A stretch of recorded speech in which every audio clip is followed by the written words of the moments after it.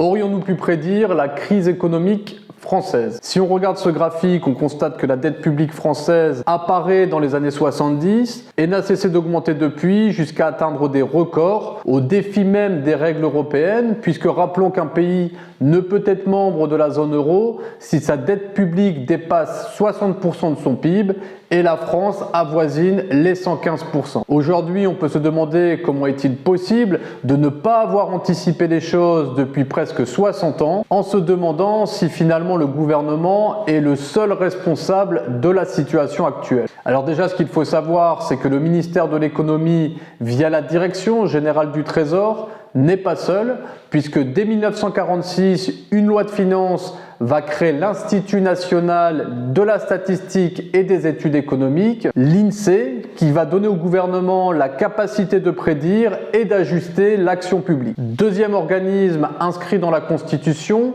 via l'article 47-2, qui dispose que la Cour des comptes assiste le Parlement dans le contrôle de l'action du gouvernement. Et puis troisièmement, en 2012, va être créé le Haut Conseil des finances publiques pour notamment vérifier la pertinence des objectifs annuels annoncés par le gouvernement dans les textes financiers, par exemple les prévisions de croissance annoncées. Alors malgré tous ces moyens et cette expertise, la dette a explosé ces dernières années et entre 2022 et 2024, on a même assisté à un déficit record nettement supérieur aux prévisions de la loi de finances. Alors que s'est-il passé? On peut se dire que le contexte international a joué sur ces prédictions de croissance et ces prédictions économiques, puisque la crise énergétique qui est apparue après le confinement avec la reprise du commerce international, ajoutée à la crise Covid et le déclenchement de la guerre en Ukraine, ont provoqué une inflation galopante. Néanmoins, à partir de 2014, la France décroche par rapport à la zone euro,